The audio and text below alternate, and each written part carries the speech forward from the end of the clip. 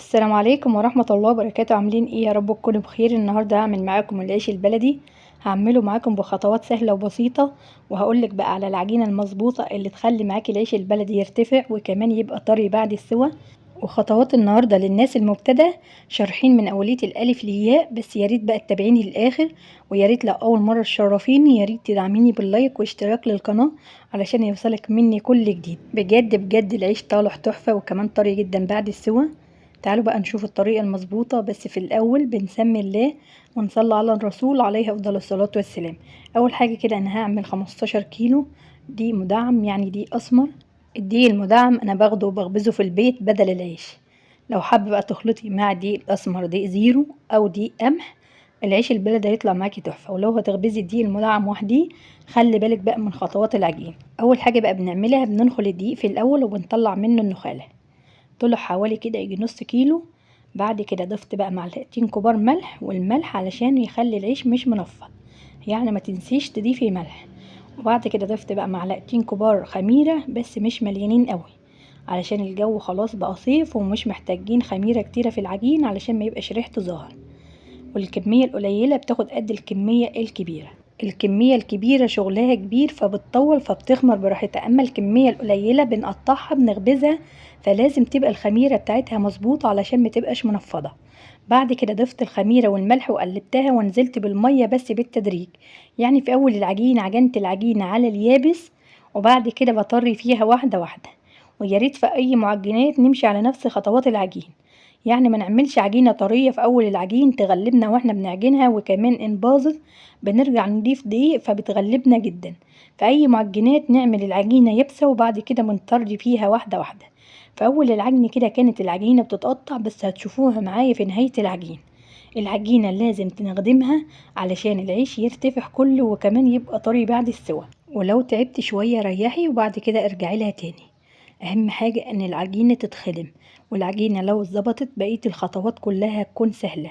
وكمان لو انت مبتدئة اتعبي شوية في العجين هتلاقي بالنتيجة تحفة. انا مرضتش النهاردة ان انا اعجن في العجان وعجنتها على ايديا علشان تشوفوا العجينة المظبوطة. في اول العجن كده العجينة كانت بتتقطع، بس بعد ما لتيت العجينة نعمت وبقى ليها عرق واللهم بارك اتخدمت. كمان علشان اعرفها مظبوطة ولا لا انا هقطع رغيف وهحط على وش العجين. لو سرح معايا على بسيط يبقى كده العجينة في الوسط، وكده العجينة ما شاء الله في الوسط. لو فرش معانا بقى على العجين كده يبقى كده العجينة طرية، يا ريت نضيف لها دقيق ونعجنها.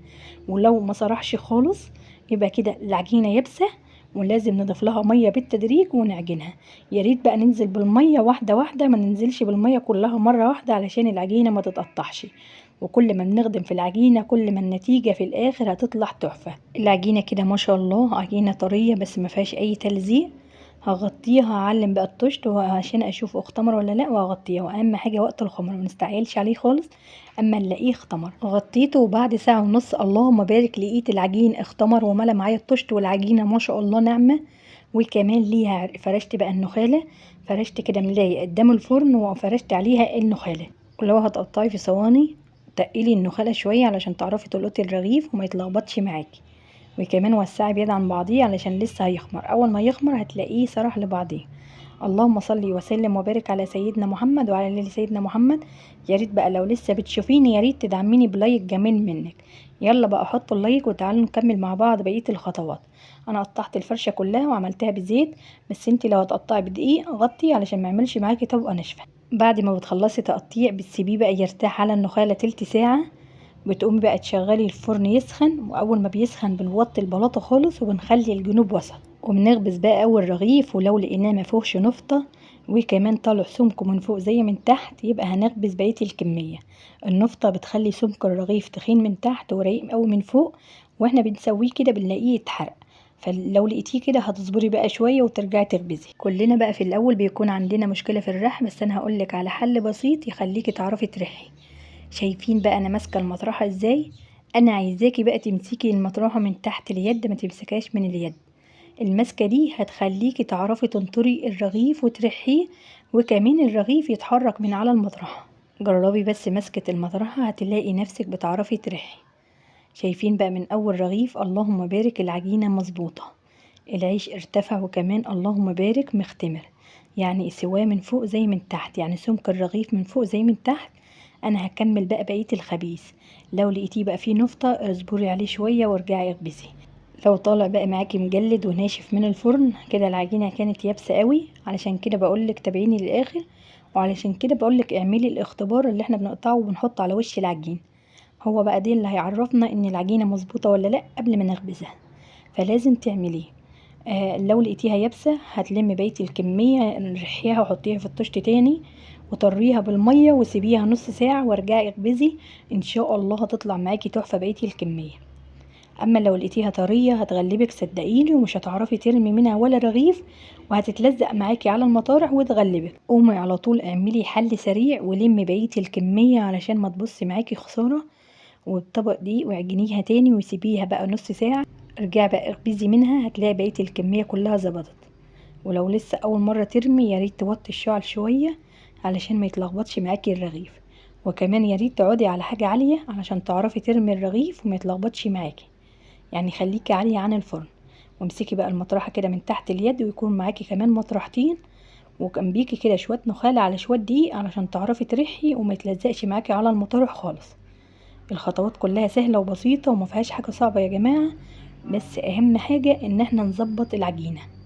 العجينة المظبوطة هتخلي معاكي العيش كله يرتفع، وبقرب لكم التصوير كمان علشان تشوفوه وهو في الفرن.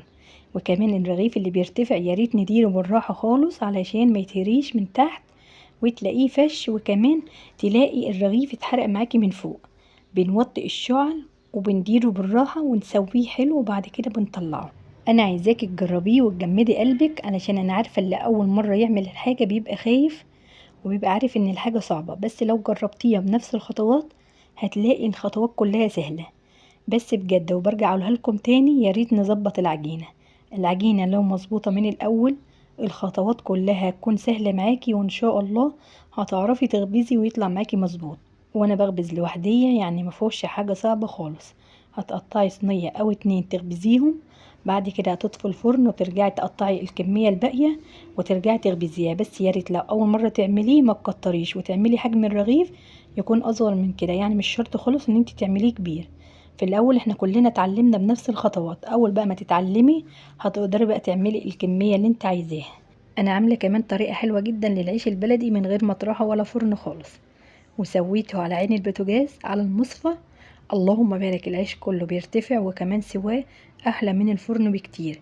يا ريت لو اول مره تشرفيني وما شفتوش ارجعي شفيه، هو موجود على القناه.